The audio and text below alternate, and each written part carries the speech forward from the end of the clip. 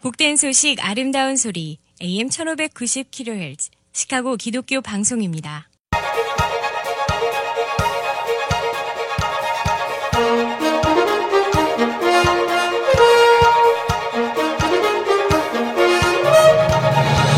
김정일 해설위원의 시사 해설. 세상을 넓게 봅니다. 삶의 지평이 넓어집니다.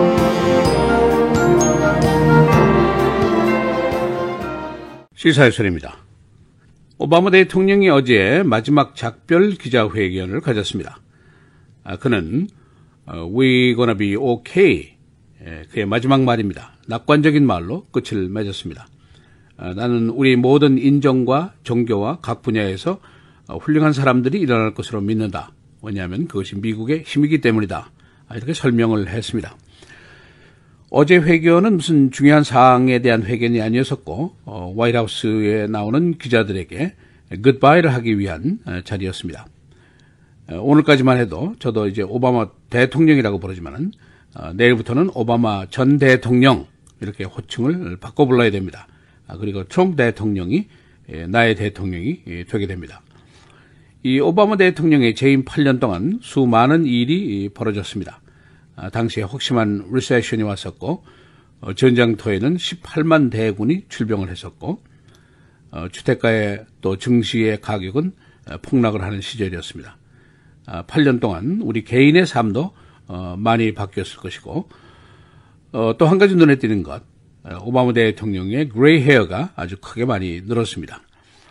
그래서 오늘은 오바마 대통령이 어제 마지막 기자들과의 대화는 어떤 것이었는지, 또 내일은 어떤 일들이 벌어지게 될 것인지 종합을 하겠습니다.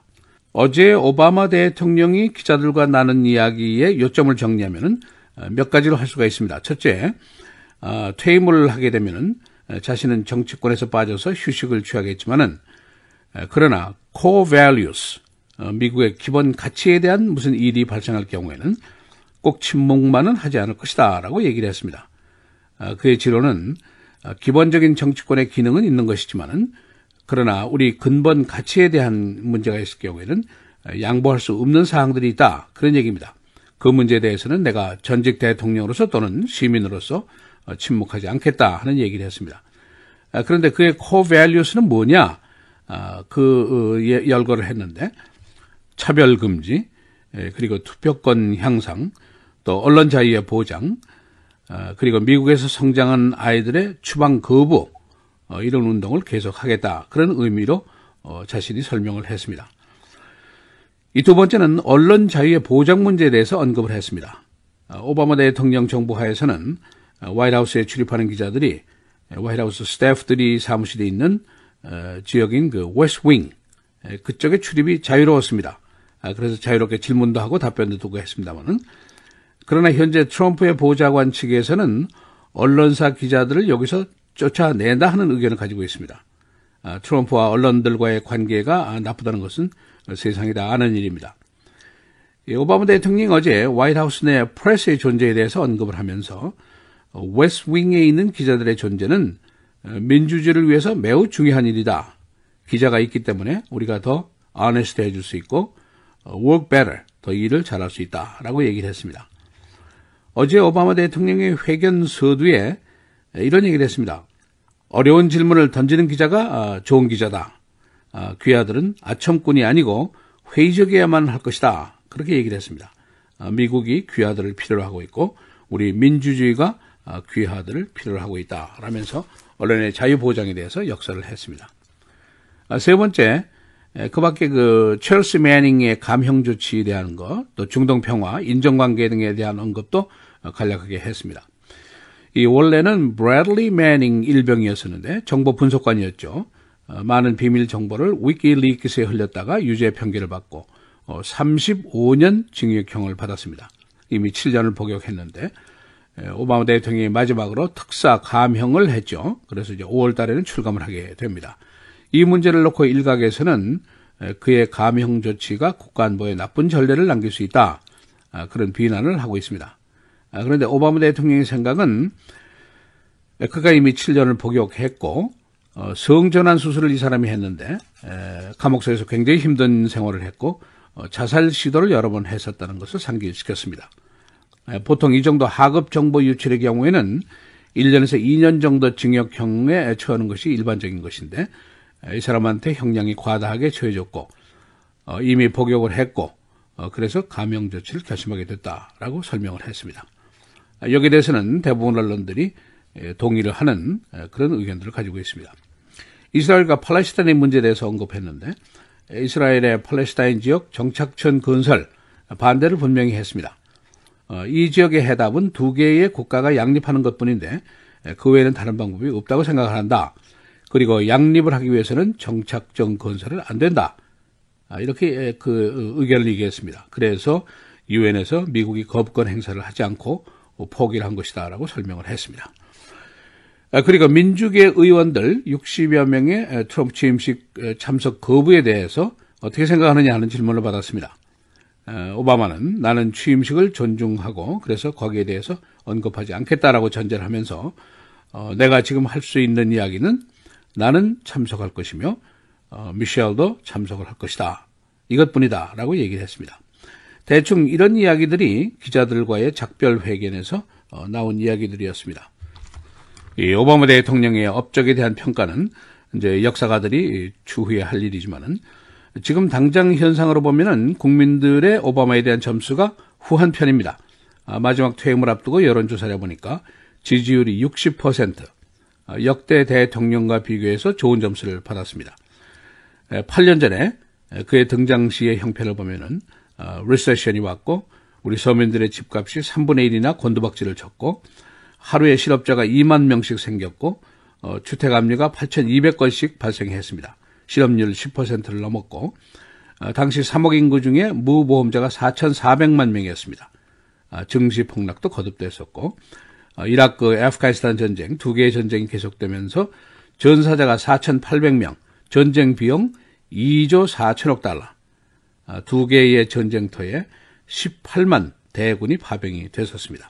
빈 라덴은 도주하고 있었고 그야말로 암담한 시절이었습니다.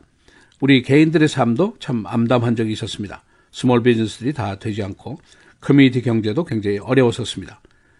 그러나 세월이 많은 것을 해결해 준다. 이것은 정말 명언입니다. 오바마 대통령이 두 텀이 지나고 이제 8년이 지나고 경제, 전쟁, 이 어두운 그림자들은 거의 사라졌습니다. 2016년도 근세사에 복이 들어온 시끄러운 선거가 있었습니다만은 그래서 트럼프가 등장했습니다만은 현재 국민들의 대부분은 장래를 밝게 보는 그런 경향을 가지고 있습니다. 이 오바마의 스태프들이 오늘 오후까지 모두 사무실을 비우고 트럼프 팀이 이제 들어서게 됩니다. 내일 정오까지 트럼프가 선서할 때까지 오바마의 스태프는 아주 작은 극소수만 남도록 되어 있습니다. 취임식이 끝난 직후에 오바마 대통령 내외는 조용히 행사장을 빠져나가서 마지막으로 대통령 전용기에 오르게 됩니다. 그래서 플로리다에 있는 팜스프링으로 가서 휴가를 갖게 됩니다. 내일 이 대통령 전용기의 콜사인은 에어포스 원이 아닙니다. 벌써 오바마가 전직 대통령이 됐기 때문입니다. 내일은 바로 트럼프의 날입니다. 시사해설 김정일입니다.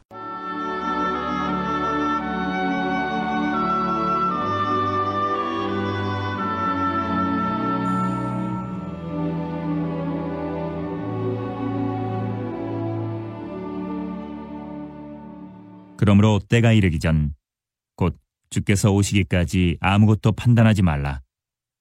그가 어둠에 감추인 것들을 드러내고 마음의 뜻을 나타내시리니 그때에 각 사람에게 하나님으로부터 칭찬이 있으리라.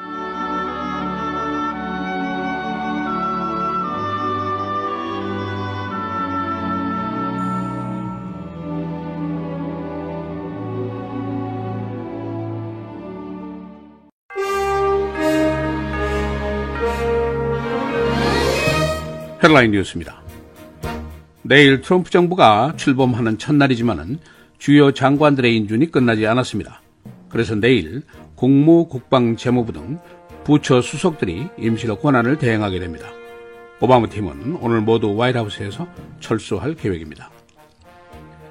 내일 취임식을 앞두고 오늘 취임식 전야제가 벌어지게 됩니다. 오늘 링컨 메모리얼 파크에서는 군악대와 연예인들의 공연, 그리고 불꽃놀이가 전야제를 장식하게 됩니다. 트럼프는 오늘 알링턴 국립묘지를 방문하고 헌화를 할 계획입니다. 오바마 대통령이 어제 화이트하우스 기자단에게 마지막 작별 회견을 가졌습니다. 그는 어제 We're gonna be okay 라고 낙관적인 말로 작별을 고했습니다. 오바마 대통령 내외는 내일 팜스프링으로 가서 휴가를 보내게 됩니다. 북한이 장거리 미사일을 발사대에 장착했다고 한국 정보진영이 밝혔습니다. 북한은 트럼프의 취임과 관련해서 전략적인 메시지를 던지려는 속셈인 것으로 분석이 되었습니다. 북한은 오바마 대통령 1기 시에 두 번째 핵실험을 했었습니다.